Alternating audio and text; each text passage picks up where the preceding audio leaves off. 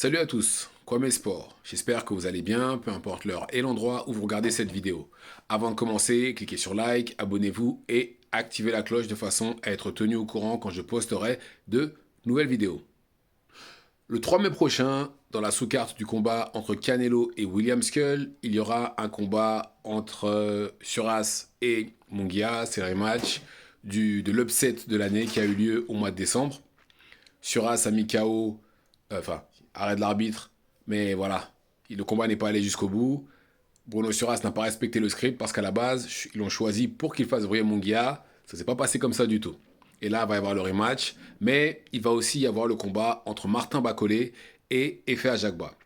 Alors, le combat à la base devait avoir à la clé le mandataire IPF, mais là, c'est plus le cas parce que Martin Bacolé a perdu contre Joseph Parker et l'IBF a décidé de le retirer, justement, de lui retirer l'opportunité. Et d'ailleurs, il a dégringolé dans tous les classements des 4 fédérations.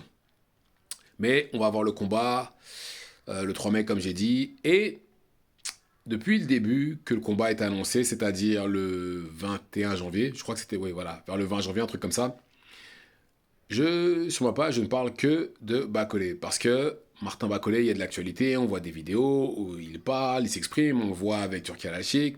Enfin bref, il est présent.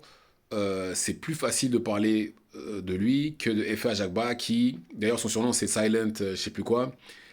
Mais depuis l'annonce du combat, pas un mot.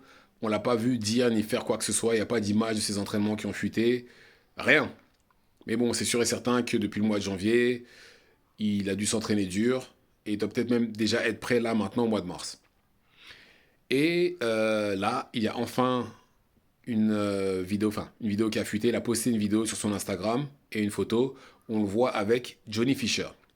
Johnny Fisher est un heavyweight de 28 ans, 13-0, 11 KO, gros puncher, à peu près la même taille que Bacolé.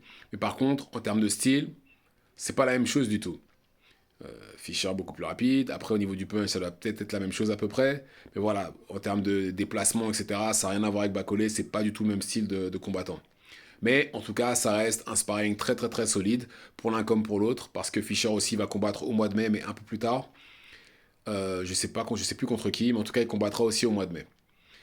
Et je pense que, oui, Bacolé, comme j'ai dit, hein, je pense que Bacolé devrait gagner. Mais ça ne me choquerait pas que l'inverse arrive aussi. Parce qu'il faut quand même prendre certaines choses en considération. Des deux, celui qui a pris un KO, c'est pas Ajagba. Ajagba, on l'a jamais vu en surpoids.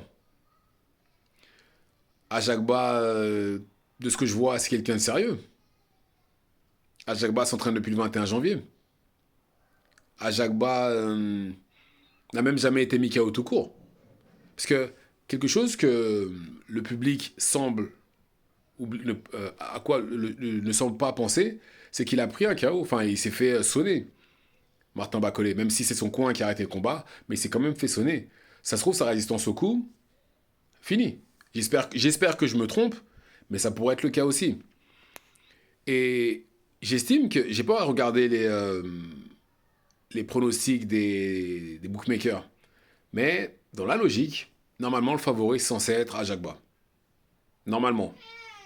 C'est le plus sérieux, comme pour toutes les raisons que j'ai citées. Normalement, c'est lui qui devrait être le favori.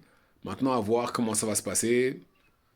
Maintenant, à voir si les bookmakers vont le mettre en favori ou pas. Je regarderai après de toute façon, mais ça ne me choquerait pas que ce soit lui le favori. Et ce ne serait pas un upset s'il est amené à gagner, parce que déjà, je ne pense pas qu'il soit facile pour personne, vu comment il est physiquement et vu les capacités qu'il a et vu le punch qu'il a. Il serait facile pour personne. Et comme j'ai dit, c'est quelqu'un qui travaille sérieusement. Comme j'ai dit, depuis le mois de janvier que c'est signé, pas un mot. Il était à la salle. Bacolé, oui, Bacolé, il savait qu'il avait le combat avec Ajagba, mais il a call out Anthony Joshua. On l'a vu au gala, là, au Ring Magazine Gala avec tout le monde. Il est parti combattre Parker alors qu'il savait très bien qu'il ne pouvait pas, qu'il n'était pas apte à pouvoir le faire vu que physiquement c'était pas ça. Enfin, vous voyez ce que je veux dire? Et, et je trouve que ouais, c'est dommage. Je trouve que c'est dommage justement que Bacolé ait fait tout ça, parce que là, je trouve qu'il se met bon, même si là, comme j'ai dit hein, dans ma dernière vidéo sur lui, très clairement, ça se voit clairement qu'il a l'entraînement, il veut perdre du poids, il veut se mettre à fond, et je pense que on va voir le Bacolé des grandes heures. On va voir ses heures de gloire justement contre Ajagba. J'insiste, je pense que Bacolé devrait gagner. Mais voilà, il ne faut pas sous-estimer Ajagba. Je pense qu'Ajagba a ses chances aussi. Pour moi, c'est un 50-50, vu les circonstances dans lesquelles Bacolé entre dans le combat. Maintenant, si Bacolé avait été sérieux, qu'il n'avait pas pris le KO par Parker, enfin qu'il ne s'était pas fait sonner par Parker, j'aurais dit 65-35. Mais là, vu les conditions dans lesquelles Bacolé est, même si je pense qu'il va gagner, hein, mais j'estime que là, c'est un vrai 50-50, ce ne sera pas une promenade de santé. Parce que comme je dis à chaque fois, le jab de Ajagba est très très bon. Il faut le passer, son jab. Mais bon, on aura le résultat dans 2 mois, on sera fixé, on saura qui a été le plus sérieux des deux, qui a fait quoi. On verra ça dans 2 mois. En tout cas, personnellement, moi, j'ai hâte. J'ai hâte d'y être, de voir la carte, enfin de voir ces 2 combats-là. Enfin, les 3 combats, pardon. Celui de Suras, celui de Bacolé et bien entendu celui de Canelo. Mais bon, il y a encore du temps, il y a encore pas mal de gros combats qui vont arriver entre-temps. Mais Bacolé à Jacques, c'est un combat qui est intriguant pour moi. Et c'est même dommage, j'ai envie de dire, que le combat ne soit pas arrivé avant. Je pense que ça aurait pu arriver avant, mais c'est dommage qu'ils le mettent que maintenant. Je pense que ouais, ça aurait pu arriver, je pense, il y a quelques années déjà.